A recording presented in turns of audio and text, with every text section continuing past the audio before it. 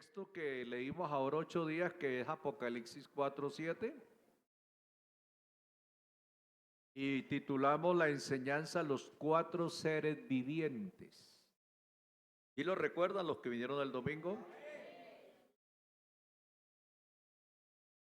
Dijimos que Apocalipsis es un libro profético, es la visión que tuvo Juan o la revelación de las cosas que habían sucedido, que estaban sucediendo y que iban a suceder, es decir, escatológicamente. Que la visión o revelación de Juan en la isla de Patmos muestra a cuatro seres vivientes que están rodeando el trono de Dios. Y esos cuatro seres vivientes representan la vida de Jesús o su ministerio aquí en la tierra, y tiene que ver con los cuatro evangelios: Mateo, Marcos, Lucas y Juan. Estoy haciendo un repaso de lo del domingo. Que cada escritor le dio una presentación de lo que Cristo es, lo que hizo, y de ahí entonces el por qué no un evangelio, porque hubiera sido un solo evangelio. ¿Por qué cuatro? Porque había que dar testimonio en boca de 2 o 3 testigos, conste todo asunto, todo negocio. Y que Dios lo hizo de esa manera. Y por eso cada evangelio presenta a Cristo desde su perspectiva, porque los seres humanos somos diferentes. Yo pienso diferente y veo las cosas diferentes.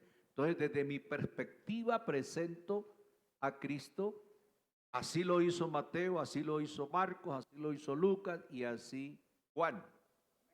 Amén. Y entonces estábamos diciendo también que Mateo hace una presentación de Cristo como el Rey, y Marcos como el siervo, y Lucas como el Hijo del Hombre, y Juan como Dios. Amén. Lo miramos en la Biblia y por las profecías. No sé si recuerdan que Mateo como rey lo presenta Zacarías 9:9, Marcos como siervo, Isaías 42:1, Lucas como el Hijo del Hombre o el varón, Zacarías 6:12, y Juan como el Hijo de Dios, he aquí al Dios vuestro, Isaías 49. Hasta ahí llegamos el domingo pasado. Vamos a continuar estudiando entonces estos cuatro seres vivientes. Primero, a ver, colóquemelo, hermano, ya en la diapositiva como 8 o 9, creo.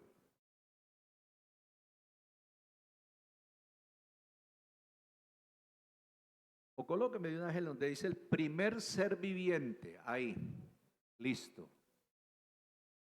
El primer ser viviente era semejante a un león.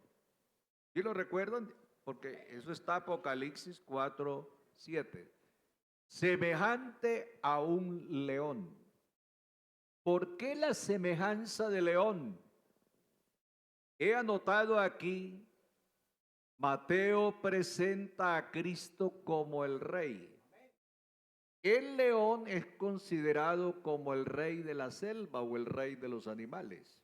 Entonces hay la similitud.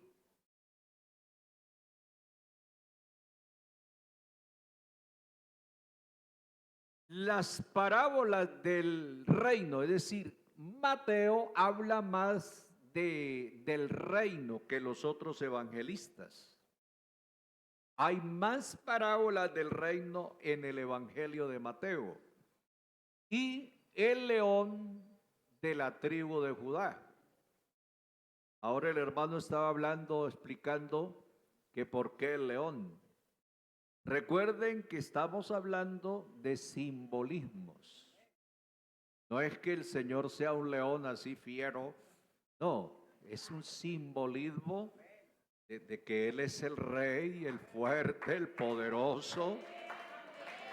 Amén, como un león. Dicen que el león ruge y coloca la boca sobre la tierra y ruge y la tierra tiembla. Bueno, ahí tenemos entonces ese ser viviente como león, que es la representación que Mateo hace presentando a Cristo como el rey. Vamos a mirarlo. Fue escrito a los hebreos. Porque hay que mirar eso, hermanos. Cada evangelio tuvo un público, está dirigido a una audiencia o a un pueblo. Mateo escribe a los hebreos o a los israelitas, y por eso es que se dedica a hablar más del reino, porque Israel lo que estaba esperando era el reino. Amén. Bueno, el evangelio de Mateo, el autor del evangelio de Mateo, como ya ustedes saben, fue Mateo, llamado también Leví. Amén. Uno de los discípulos del Señor. Mateo es mencionado solamente 8 veces en las Escrituras, y en 3 de ellas es llamado Leví. Él era un judío, Mateo, un judío cuyo hogar estaba en Capernaum. Cuando fue llamado por Jesús, él abandonó todo y siguió al Señor. Eso está en Lucas, coloqué el texto, hermano, Lucas 5, 27 y 28. ¿Quién era Mateo? Un cobrador de impuestos, un publicano. Después de estas cosas salió y vio a un publicano llamado Leví sentado al banco de los tributos públicos, y le dijo: sígueme. Y dejándolo todo. Oye, hermano, un llamamiento directo de Dios, ¿cierto? Y eso no le dejó dudas ni nada, no vaciló. El Señor le dijo: sígueme. Y dejándolo todo, se levantó y le siguió. Qué bueno eso, ¿verdad? Armémonos de ese pensamiento. Para seguir al Señor hay que dejarlo todo. Todo lo malo, todo lo pecaminoso. Entonces, ese era Mateo. Leví, un publicano. Él era un publicano que recaudaba impuestos para el gobierno romano. Cuando Cristo vino a la tierra, el gobierno era, o el imperio, digamos, era romano. Y dentro de ese imperio, entonces, habían unas personas que eran llamados los publicanos, los encargados de recaudar los impuestos y pasarlos al gobierno. Algo así como ahora la DIAN. Y a uno sí que le da miedo cuando la DIAN le manda una cartica, ¿cierto? Entonces, algo así. Los publicanos no eran queridos por los judíos o los hebreos por esa misma causa. Entonces, eran considerados también disculpen la palabra, pero digámoslo abiertamente, eran considerados también ladrones, porque ellos recaudaban y del recaudo es que ellos tenían su sueldo, así que si recaudaban bien, ganaban y si no, perdían. Entonces, como en todo, donde hay dinero, se daña el corazón. Al mirar esos millones, hablemos en pesos acá, porque allá no era en pesos, pero hablemos acá, al mirar esos millones, esos paquetes de 50 y de 100 ahora, ellos siempre guardaban algo para ellos. Es lo que hoy conocemos como la corrupción que hay en los funcionarios que se guardan plata y que se gastan millonadas. Entonces, por eso Mateo no era tan querido del pueblo. Como publicano él estaba acostumbrado a llevar cuentas y escribía desde el punto de vista de un hombre de negocios. Su lenguaje era claro, sencillo y directo. Referencia de Mateo 10:3, Marcos 2:14, Lucas 5:27 y 29. Miremos por lo menos Mateo 10:3.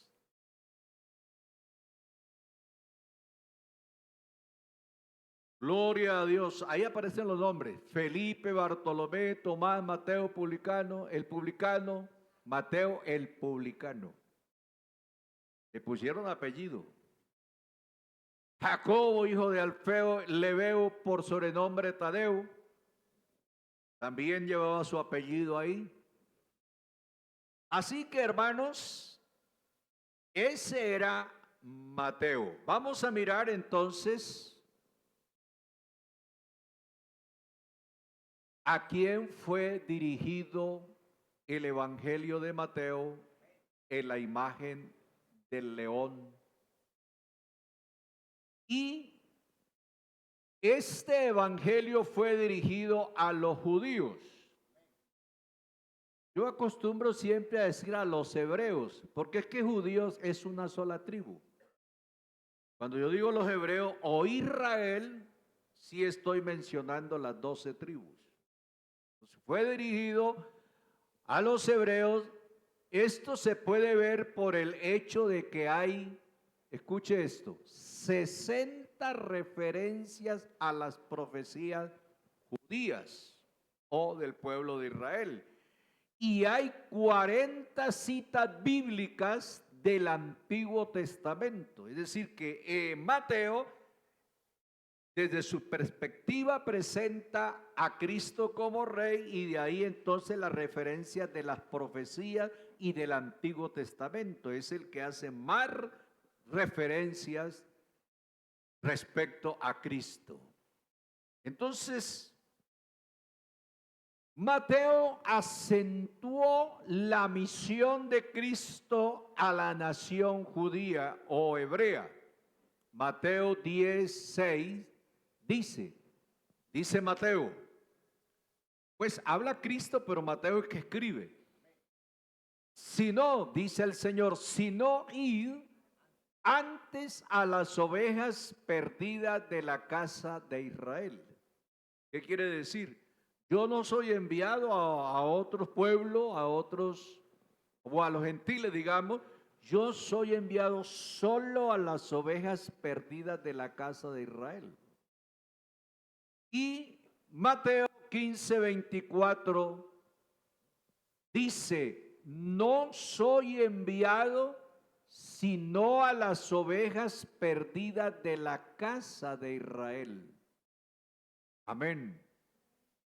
Eso quiere decir que el enfoque que Mateo le da siempre es a Israel, a ellos se dirigió y les presentó a Cristo en la imagen del león como el rey que ellos rechazaron.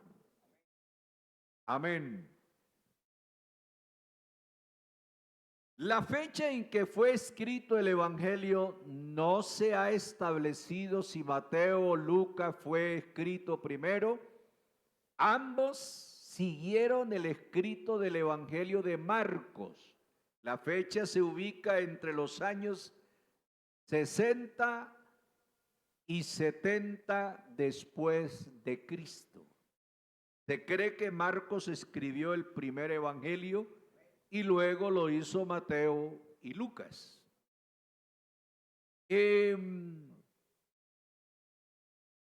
Los primeros escritos, según la historia, son las cartas de Pablo, hablando pues del Nuevo Testamento, las cartas de Pablo. El propósito, ¿con qué propósito Mateo presenta el evangelio en la imagen del rey? Perdón, del león. El propósito de este evangelio era demostrar que Jesús de Nazaret era el Mesías real de la profecía del Antiguo Testamento. La figura de Jesús que se da en este evangelio era la de un rey. Zacarías 9:9, leámoslo, Mateo 21, 4 al 11. Zacarías 9:9, alégrate mucho, hija de Sión, da voces de júbilo, hija de Jerusalén, he aquí tu rey. Tu rey vendrá a ti, justo y salvador, humilde y cabalgando sobre un asno, sobre un pollino, hijo de asna. Ahora en Mateo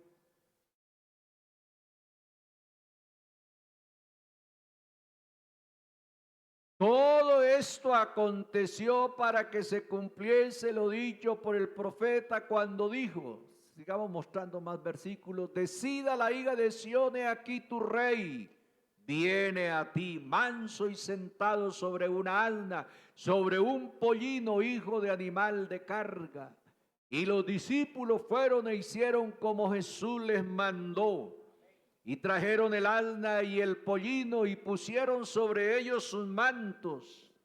Y él se sentó encima. Y la multitud, que era muy numerosa, tendían sus mantos en el camino, y otros cortaban ramas de los árboles y las tendían en el camino. Y la gente que iba delante y la que iba detrás aclamaba diciendo, Hosana al Hijo de David, bendito el que viene en el nombre del Señor, Hosana en las alturas. Cuando entró él en Jerusalén, toda la ciudad se conmovió diciendo, ¿quién es este? Y la gente decía, este es Jesús, el profeta de Nazaret de Galilea.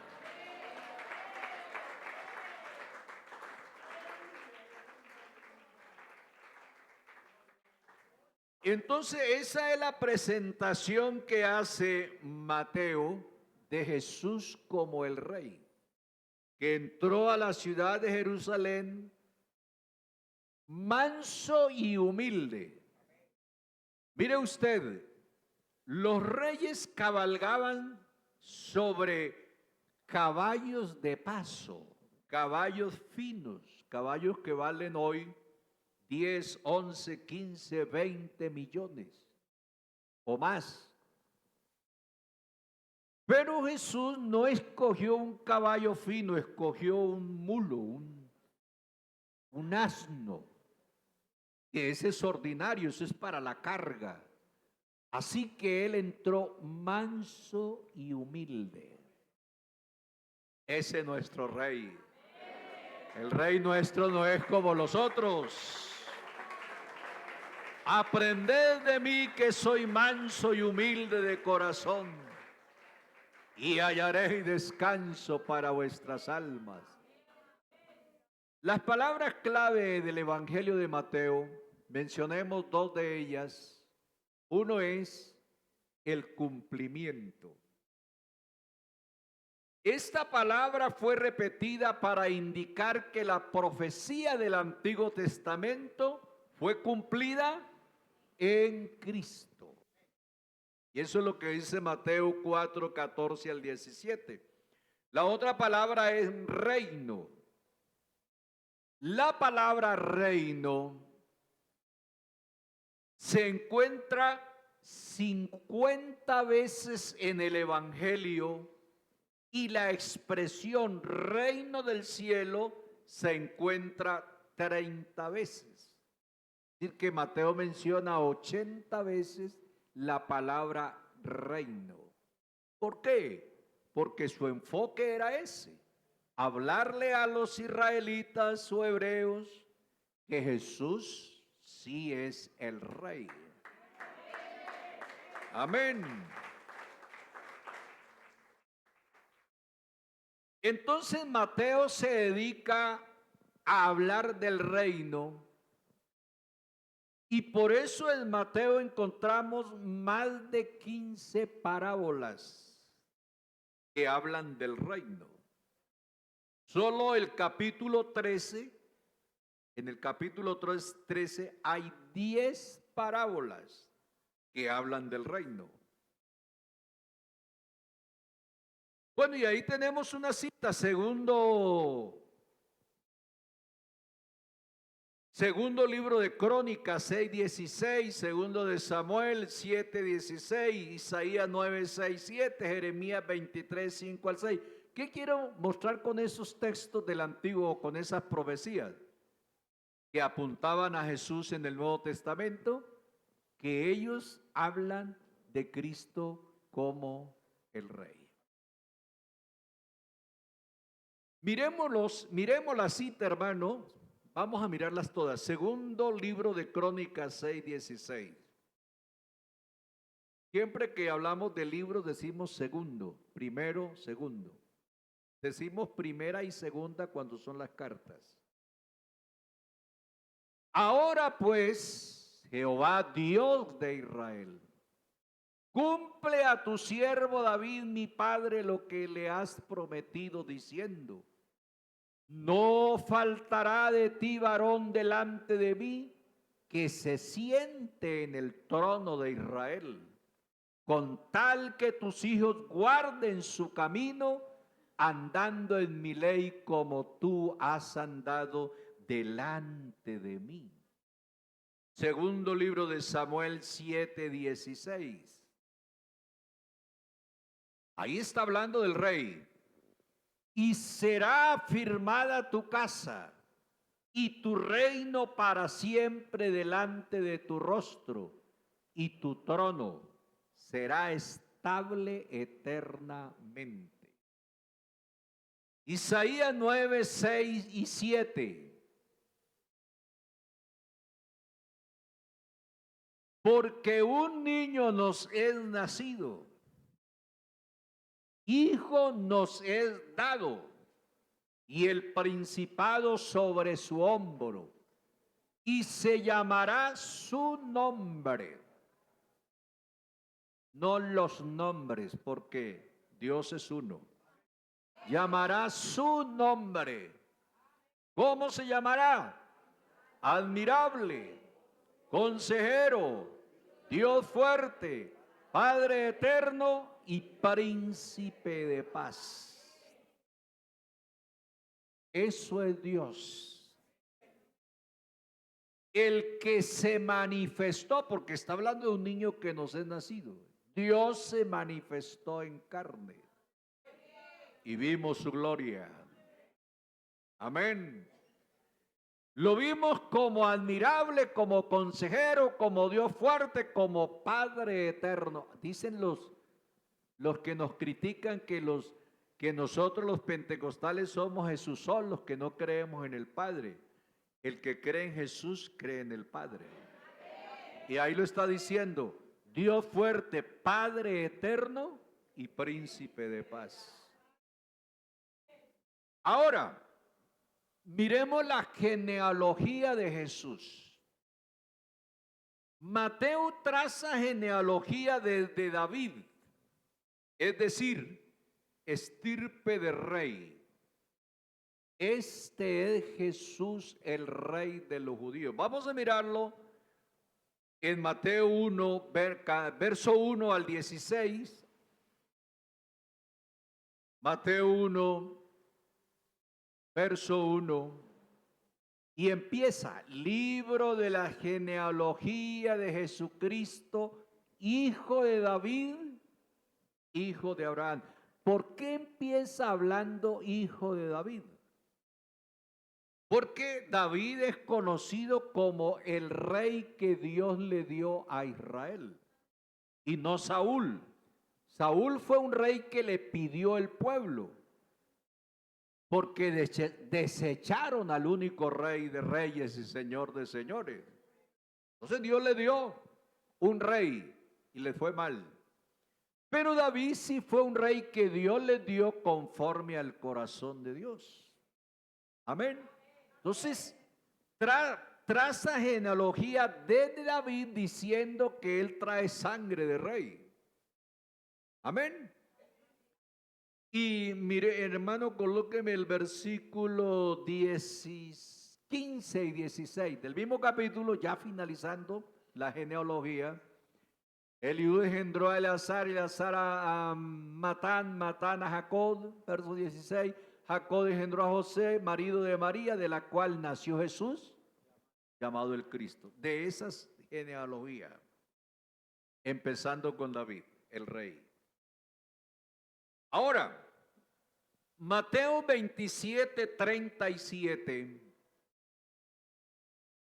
Cuando Jesús fue entregado para morir en una cruz, como murió, ahí le pusieron sobre su cabeza una causa escrita. Y ahí decía, este es Jesús, el rey de los judíos. Entonces Mateo escribe a los judíos y les presenta a Cristo como rey, aunque no lo quisieron, no lo entendieron, no lo conocieron, lo rechazaron, pero él sigue siendo el rey. Amén. Y vendrá como rey de reyes y señor de los señores. Entonces, cuando miramos Mateo 1:17, aquí se menciona 3 generaciones. De Abraham a David 14, de David hasta la deportación 14, la deportación a Babilonia, y de la deportación de Babilonia a Cristo 14, es decir, 42 generaciones desde David hasta Cristo. Y en el pueblo hebreo una generación era considerada de 40 años. Lo que Israel duró en el desierto fue una generación. Los viejos que entraron al desierto murieron. Los que entraron a la tierra prometida fueron los jóvenes, los que iban niños, jovencitos. Ellos fueron los que entraron, los viejos se murieron. La generación quedó sepultada en el desierto, pero a nueva generación entraron a la tierra prometida. Amén.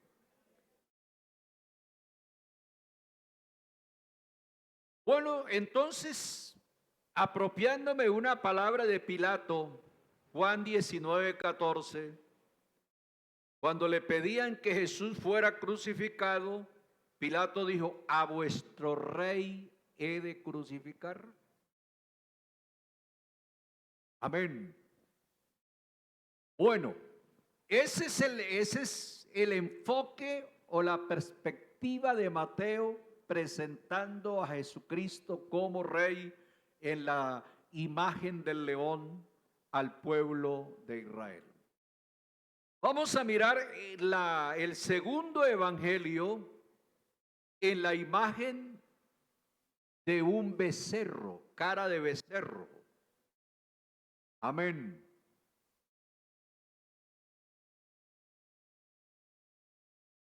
El becerro era aquel animalito que adiestraban para formarlos como bueyes y colocarles ¿qué? ¿Cómo llama esto? El yugo en la cabeza, el rastrillo y ponerlos a arar como el buey. Entonces, lo que está presentando, porque ya Marcos tiene otra perspectiva de lo que es Jesús. Siempre están enfocados en Jesús, pero cada uno desde su punto de vista lo presenta. Entonces, Marcos dice que él como el buey es el siervo que vino a servir y no para ser servido. Amén. Entonces Marcos presenta a Cristo como el siervo. Cristo no vino para ser servido, sino para servir. Fue escrito a los cristianos romanos. El enfoque entonces es a los cristianos que habían creído en Cristo y que eran romanos. El becerro o buey era para el trabajo, para arar la tierra. Vamos a mirar entonces el Evangelio de Marcos. El autor, lógico que era Juan Marcos. Juan Marcos, el hijo de María de Jerusalén. Su nombre judío era Juan, pero su nombre romano era Marcos. Entonces, entre los judíos conocido como Juan, pero entre los romanos como Marcos. Se le llamaba Juan Marcos. Juan Marcos fue pariente de Bernabé. Lo dice Colosenses 4:10. Pablo está diciendo que ellos eran parientes. Miremos el texto, hermano.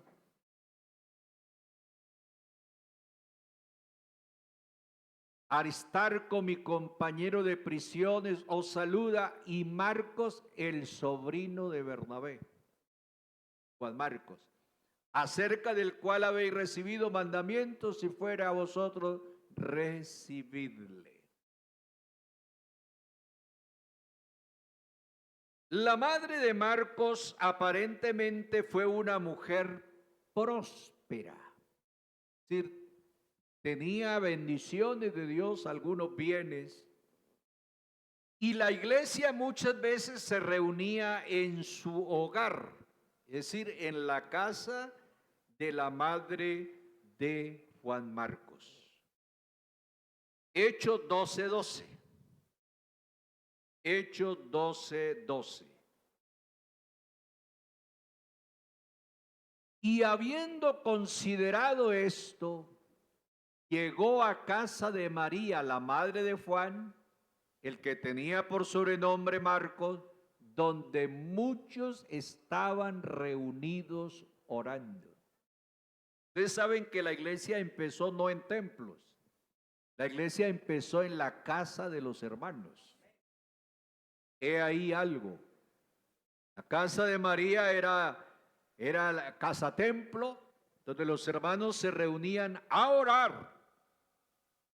No a chismosear, discúlpeme, a orar. Porque a veces nos salimos y perdemos a qué es que hemos venido. Y nos ocupamos en otras cosas cuando realmente tenemos que ocuparnos en las cosas que son de Dios. Se reunían a orar. Y cuando la iglesia creció y ya no cabían en la casa de los hermanos, entonces empezaron a construir los templos. Por eso el templo no es primero, primero es la iglesia y la iglesia construye el templo. Amén. Entonces ahí tenemos a Marcos, la casa de su madre como casa templo.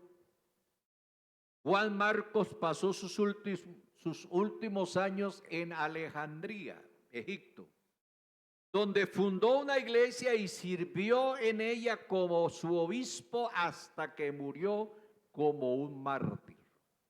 Así murió Marcos. ¿A quién fue dirigido el Evangelio de Marcos?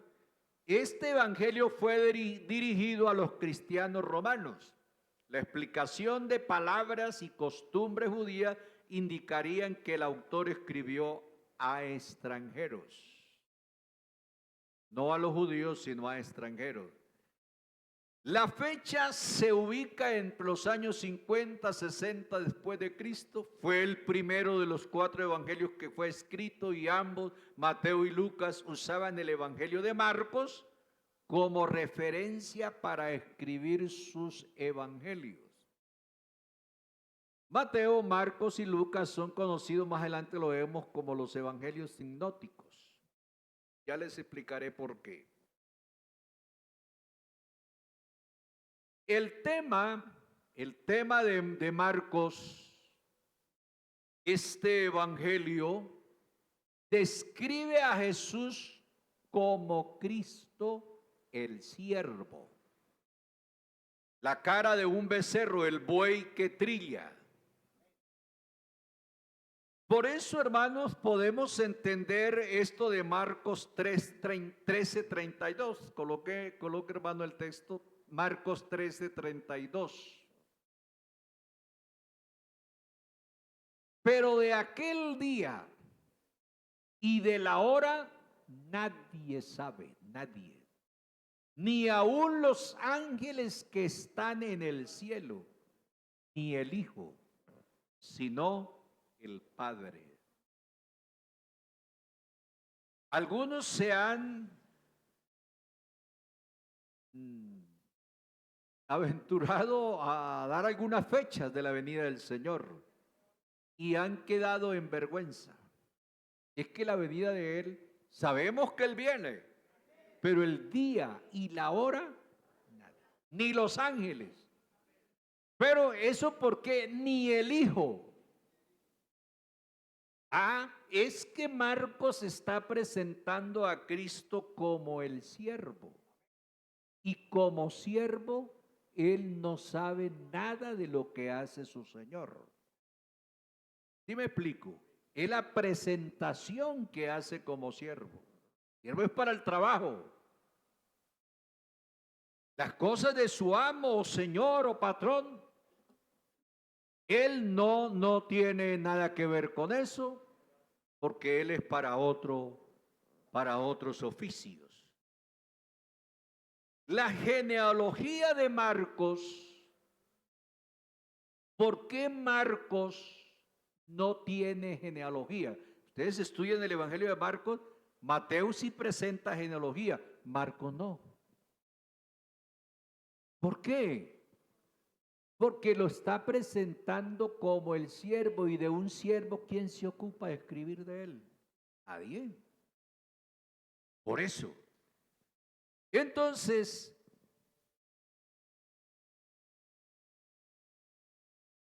miremos pues el estilo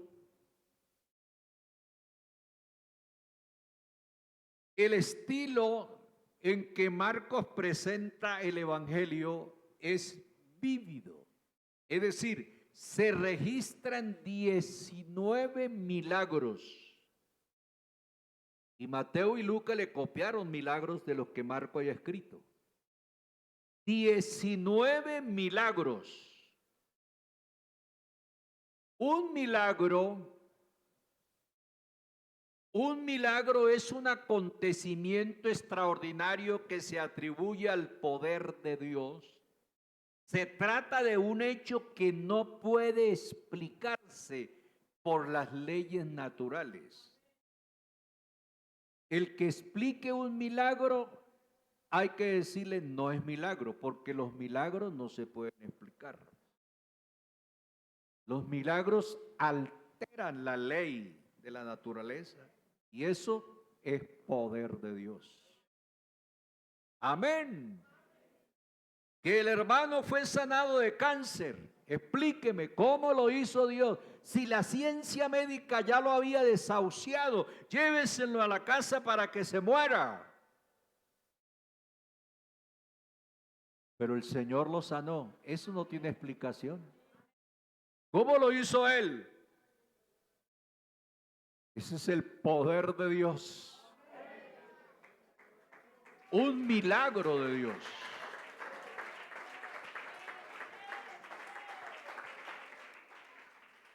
Entonces Marcos habla de 8 poder sobre la enfermedad. Es decir, 8 veces habla del poder de Dios sobre la enfermedad. 5 poder sobre la naturaleza. Las aguas, el viento, la higuera, bueno, todo esto. 4 poder sobre demonios. 2 poder sobre la muerte. Los milagros son un elemento fundamental del Evangelio y de la obra de Jesucristo. Son una prueba del poder de Dios y de su intervención en los asuntos humanos. El poder de Dios y cómo interviene Dios en los asuntos del hombre. Eso es lo que Marcos está presentando ahí. Y vamos a terminar con el tercer evangelio que presenta a Cristo como el Hijo del Hombre. Para dejar el evangelio de Juan para el próximo domingo, porque ese es más amplio, más grande la enseñanza que tenemos ahí. Entonces, el tercer ser viviente es semejante a un hombre. Tomé una foto de las que aparecen ahí de un judío. Entonces aparece ahí, yo puse esa foto. De cara de hombre, semejante a hombre, dice el texto. El Evangelio de Lucas presenta a Cristo como el Hijo del Hombre. Fue escrito a los griegos. Los griegos eran considerados la cuna de la sabiduría. Los grandes filósofos son griegos, fueron griegos. Jesús crecía en estatura, en gracia para con Dios y los hombres. Así que Lucas, desde su perspectiva, presenta a Cristo como el Hijo del Hombre. Por eso habla de su nacimiento, crecía. Amén. Y Jesús, el verdadero hombre. En Lucas, Pilato dice, he aquí el hombre. Amén. Bueno, vamos a mirarlo entonces. El Evangelio de Lucas en la imagen semejante a la cara de hombre.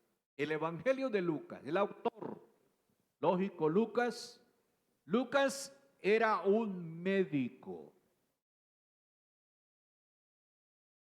Y por cierto, escritor. Médico y escritor. Lucas escribió el Evangelio de Lucas y se cree que escribió los Hechos de los Apóstoles. Lo escribió Lucas. Colosenses 4:14.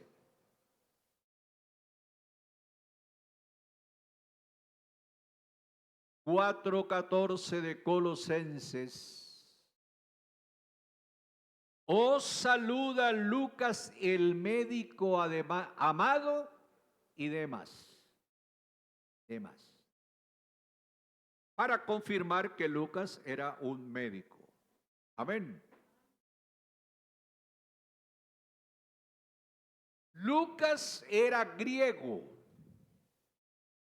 natural de Antioquía, y fue compañero de Pablo durante 17 años desde su ministerio en Macedonia hasta su muerte. Lucas acompañó a Pablo y le aprendió a Pablo. Así que Pablo no era cualquier persona, ¿cierto? Pablo era una eminencia de persona. No era,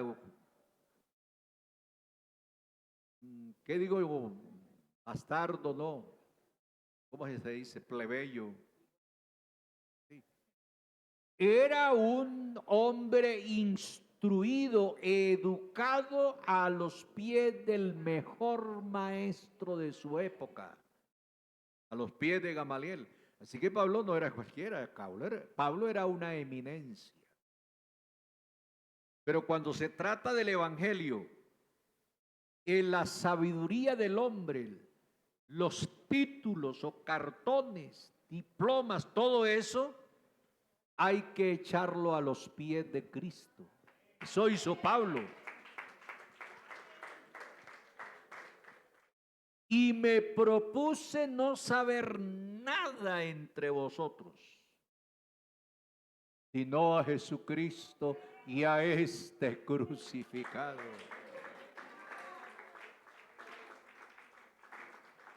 Ni mis palabras, ni mi predicación fue con humanas palabras persuasivas. No. ¿Para qué? Para que la fe de ustedes no estuviera puesta en la sabiduría del hombre, sino en la fe de Jesucristo. Entonces Lucas tampoco era cualquier clase de persona, era un médico, estudiado.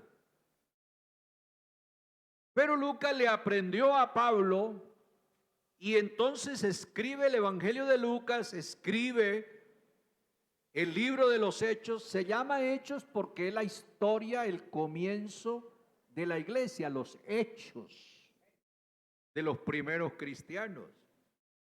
Amén. ¿A quién fue dirigido el Evangelio de Lucas? ¿Cuál es la perspectiva, el enfoque que hace Lucas? Este Evangelio fue dirigido a Teófilo, probablemente un griego de alto rango o influyente. Lucas 1:3. Ahí lo dice, ¿a quién dirige él este evangelio? Lucas 1:3. Os saluda, a ver. No, Lucas 1:3. Me ha parecido también a mí, después de haber investigado con diligencia todas las cosas desde su origen, escribírtelas por orden, oh excelentísimo Teófilo. Entonces Lucas lo dirige a Teófilo, un griego. Al igual que Lucas no era judío, no era hebreo. Así que ahí estamos hablando dentro del pueblo gentil, porque en los planes de Dios ya estaba el pueblo gentil. Aunque los evangelios están dirigidos 100% a la nación de Israel, sin embargo, en los planes de Dios ya tenía dentro del pueblo gentil una iglesia, la cual él iba a rescatar o a redimir a precio de sangre. Amén. Su nombre, Lucas, su nombre significa amigo de Dios. Hablo, perdón, de Teófilo. Amigo de Dios o amado por Dios. Se cree que era un líder de una comunidad cristiana, Teófilo. La fecha en que fue escrita, bueno, los mismos dentro de los años 60 o 70 después de Cristo. El propósito del Evangelio de Lucas, el propósito de este Evangelio es dar una narración ordenada de la vida de Cristo. Amén. El tema era hacer parecer a Jesús como el Hijo del Hombre, la cara de hombre. Lucas 9:22. Lucas 9:22. Y diciendo, es necesario que el Hijo del Hombre padezca muchas cosas y sea desechado por los ancianos, por los principales sacerdotes,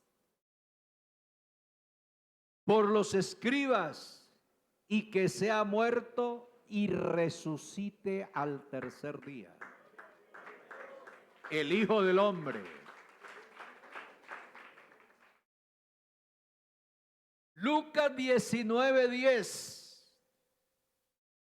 Porque el Hijo del Hombre vino a buscar y a salvar lo que se había perdido. El Hijo del Hombre. Lucas 22:69. Lucas dice 22:69. Pero desde ahora el Hijo del Hombre se sentará a la diestra del poder de Dios. Lucas 9:22. Es necesario que el Hijo del Hombre, 9:22, y diciendo, es necesario que el Hijo del Hombre padezca muchas cosas, sea desechado por los ancianos. Bueno, ya lo hemos leído. Lo que quiero es presentarles es que Lucas habla mucho de Jesús como el Hijo del Hombre, porque lo está presentando a los griegos. Y los griegos, oído a esto, los griegos buscan sabiduría, lo dijo Pablo en Corintios. ¿Sí lo han leído? Los judíos piden señales. Sería bueno si hermano me lo busca por ahí. Los judíos piden señales. ¿Por qué? ¿Por qué los griegos no se interesan de otra cosa sino en buscar sabiduría? ¿Y por qué los judíos piden señales? Porque los judíos se acostumbraron a las señales que Dios hacía. ¿Cómo los sacó de Egipto? Con señales. ¿Cómo los cuidó en el camino? Con una nube en el día y con fuego en la noche. ¿Cómo partió el mar en dos? ¿Cómo le dio agua en el desierto donde no hay agua? De una roca. Para que corran ríos de una roca. Eso es un milagro de Dios. ¿Cómo les dio maná del cielo? Entonces ellos se acostumbraron a las señales y pedían señales. Pero los griegos buscan esa sabiduría, cada uno en su cuento. Entonces, ¿por qué los judíos piden señales, los griegos buscan sabiduría? El verso 23. Pero nosotros, hermanos, predicamos a Cristo crucificado. Para los judíos ciertamente tropezadero y para los gentiles locura. Pero el verso 24, más para los llamados así judíos como griegos, Cristo poder de Dios y sabiduría de Dios. Aleluya. Lucas menciona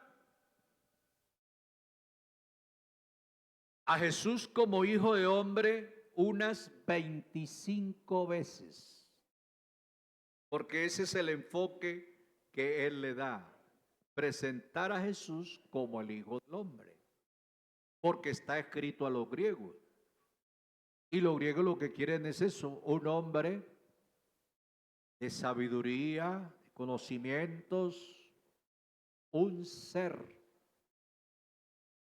lleno de toda la sabiduría, un superhombre. Pero vamos a mirarlo aquí La genealogía de Jesús en Lucas, como hombre, se remonta hasta Adán. Lucas 3:23. Lucas 3:23. ¿Por qué Lucas traza genealogía? Porque del hombre sí se pueden ocupar para escribir, al igual que del rey. Y empezó con David el rey. Pero como Lucas presenta a Cristo como el Hijo del Hombre, entonces él se remonta hasta Adán, el primer hombre. El primer hombre. Jesús mismo al comenzar su ministerio era como de 30 años. Hay que recordarle a los jóvenes que la edad cabal de un hombre son 30 años. Así que no corran, no se afanen a casarse de 20, 22 años. Todavía están muchachitos. La edad cabal son 30 años. Era como de 30 años, hijo según se creía de José, hijo de Elí. Y presénteme el verso 38, creo, hermano. Sí. Hijo de Enos, hijo de Sed, hijo de Adán, hijo de Dios.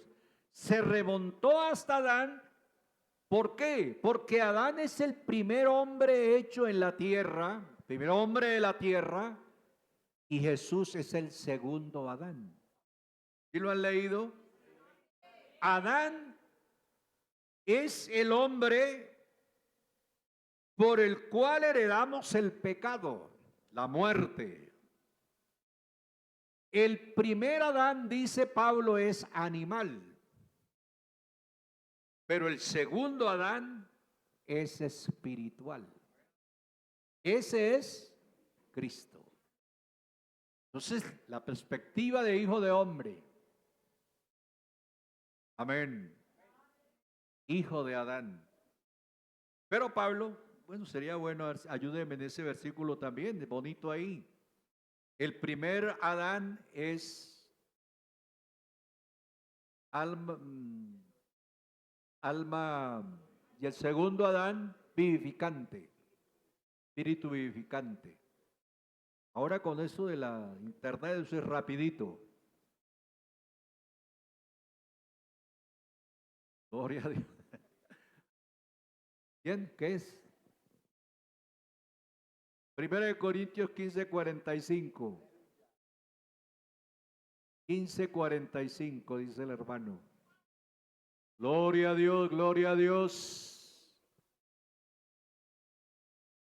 Así también está escrito. Fue hecho el primer hombre, Adán, alma viviente. El postrer Adán, espíritu vivificante. Amén. Pilato lo presenta como el hombre. Juan 19:5 dice, he aquí el hombre. Los alguaciles dijeron en Juan 7:45, jamás hombre alguno ha hablado como este hombre. Lucas es el que dice, y Jesús crecía en sabiduría y en estatura y en gracia para con Dios y los hombres. Lucas 2:52. Y Filipenses 2:5-8 dice que él fue hecho semejante a los hombres. Y estando en la condición de hombre se humilló, haciéndose obediente hasta la muerte y muerte de cruz. Por lo cual Dios también lo exaltó hasta lo sumo y le dio un nombre que es sobre todo nombre, para que en el nombre de Jesús se doble toda rodilla de los que están en los cielos, en la tierra y debajo de la tierra, y toda lengua confiese que Jesucristo es el Señor, para gloria de Dios Padre.